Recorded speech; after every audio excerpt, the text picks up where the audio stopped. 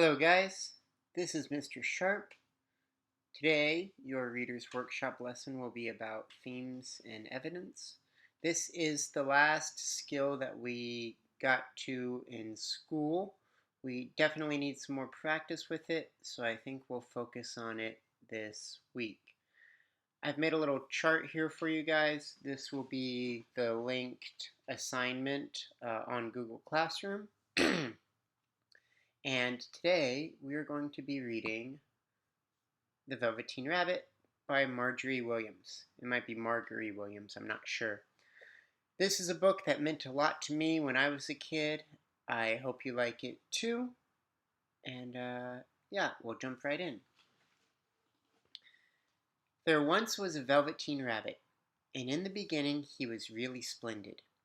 He was fat and bunchy, as a rabbit should be. His coat was spotted brown and white. He had real thread whiskers, and his ears were lined with pink sateen. I think it's like a soft fabric.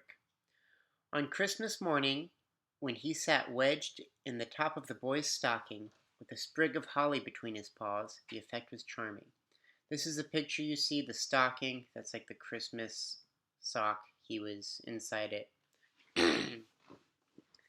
There were other things in the stocking, nuts and oranges and a toy engine and chocolate almonds and a clockwork mouse, but the rabbit was quite the best of all. For at least 2 hours the boy loved him, and then aunts and uncles came to dinner, and there was a great rustling of tissue paper and unwrapping of parcels, and in the excitement of looking at all the new presents, the Velveteen Rabbit was forgotten.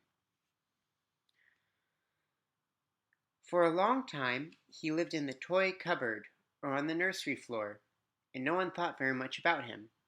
When we have nursery here, guys, it's referring to like a toy room.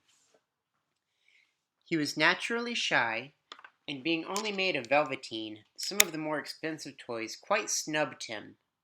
To snub is to like ignore or be rude. The mechanical toys were very superior and looked down upon everyone else. They were full of modern ideas and pretended they were real. The model boat, who had lived through 2 seasons and lost most of his paint, caught the tone from them and never missed an opportunity of referring to his rigging in technical terms. The rabbit could not claim to be a model of anything, for he didn't know that real rabbits existed. He thought they were all stuffed with sawdust, like himself, and he understood that sawdust was quite out of date and should never be mentioned in modern circles. Even Timothy, the jointed wooden lion, who was made by the disabled soldiers and should have had broader views, put on airs and pretended he was connected with the government. Between them all, poor little rabbit was made to feel himself very insignificant and commonplace, and the only person who was kind to him at all was the Skin Horse. And this is where I wrote down my first guess as to a theme in the book. Appearances can be hurtful. And my evidence, all the toys who think they are more important because they are new or expensive. And then for more evidence, I have this A, the lion made by the veterans and who should have broader views but doesn't. And so when you have the numbers, you hit enter, you get a 2. But if you don't want it to be your second thing, you can hit tab, and then you get the A and the B and all that to add on to your first point. Okay, so let's close the line. We read this part. The Skin Horse had lived longer in the nursery than any of the others. He was so old that his brown coat was bald in patches and showed the seams underneath, and most of the hairs in his tail had been pulled out to string bead necklaces. So they had taken the horse's tail strings to make necklaces with. He was wise, for he had seen a long succession of mechanical toys arrive to boast and swagger, and by break their mainsprings and pass away, and he knew that they were only toys, and would never turn into anything else. For nursery magic is very strange and wonderful, and only those playthings that are old and wise and experienced like the Skin Horse understand all about it.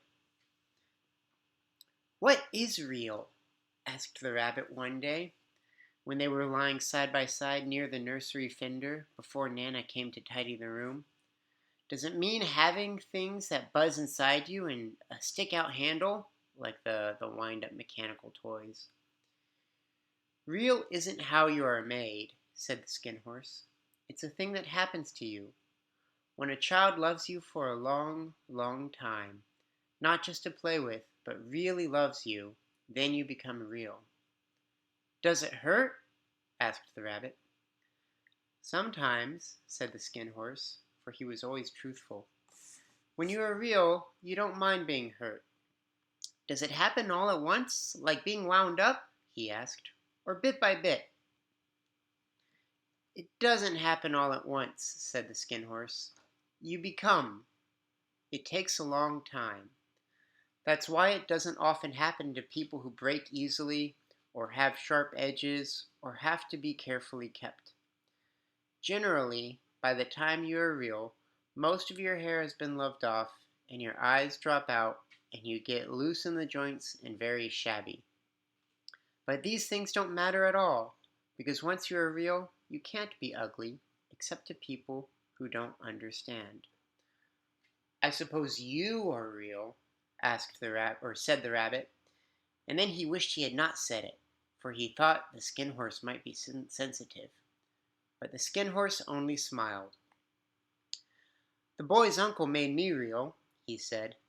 "That was a great many years ago. But once you are real, you can't become unreal again. It lasts for always." The rabbit sighed. He thought it would be a long time before this magic called real happened to him. He longed to become real, to know what it felt like, and yet the idea of growing shabby and losing his eyes and whiskers was rather sad. He wished that he could become it without these uncomfortable things happening to him. Okay, my capture is working. Then my next theme is, let's line it up so it looks very nice. "Love makes us who we truly are." That's my guess as a theme. And my evidence is the conversation between the Skin Horse and the rabbit. And guys, remember, for theme, it's often a little bit deeper than just a simple word. It's not just appearances, the word appearances, or the word love. To get at a theme, think about, okay, there's this important word, and then how does the story feel about it? So I think this story feels that appearances are harmful. I think this story feels that love makes us who we truly are. Right, you get a sneak peek at 3 because it's going to kind of connect with what's happening in 2. There was a person called Nana who ruled the nursery. I think it's like a nanny. Sometimes she took no notice of the playthings lying about, and sometimes, for no reason whatsoever, she ended up swooping about like a great wind and hustling them away in cupboards. She called this tidying up, and the playthings all hated it, especially the tin ones. The rabbit didn't mind it so much, for wherever he was thrown, he came down soft. One evening, when the boy was going to bed, he couldn't find the china dog that always slept with him. Nana was in a hurry, and it was too much trouble to hunt for china dogs at bedtime, so she simply looked about her, and seeing that the toy cupboard doors stood open, she made a swoop. "Here," she said, "take your old bunny. He'll do to sleep with you." And she dragged the rabbit out by one ear and put him into the boy's arms. That night, and for many nights after, the Velveteen Rabbit slept in the boy's bed.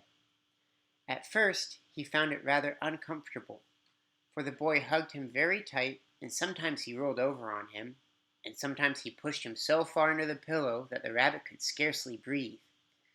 And he missed, too, those long moonlit hours in the nursery when all the house was silent, and his talks with the Skin Horse. But very soon he grew to like it, for the boy used to talk to him, and make nice tunnels for him under the bedclothes that he said were like the burrows the real rabbits lived in. So bedclothes there would be like sheets or a comforter. And they had splendid games together, in whispers, when Nana had gone away to her supper and left the nightlight burning on the mantelpiece. And when the boy dropped off to sleep, the rabbit would snuggle down close under his little warm chin and dream, with the boy's hands clasped around him all night long. And so time went on, and the little rabbit was very happy. So happy that he never noticed how his beautiful velveteen fur was getting shabbier and shabbier. That means kind of like worn out, shabby. And his tail coming unsewn, and all the pink rubbed off his nose where the boy had kissed him. My third note: change hurts sometimes, but it's a good thing. And in their conversation, the skin horse says that becoming real hurts. And then at first, the rabbit is uncomfortable when the boy picks him. And then later on, he's happy even though he's getting worn out by playing with the boy. So yeah, that links back to change hurts sometimes, but it's a good thing. Okay, so for today's silent reading time, please find 2 themes and the evidence that goes with them. Good luck, guys, and I hope you have a great week.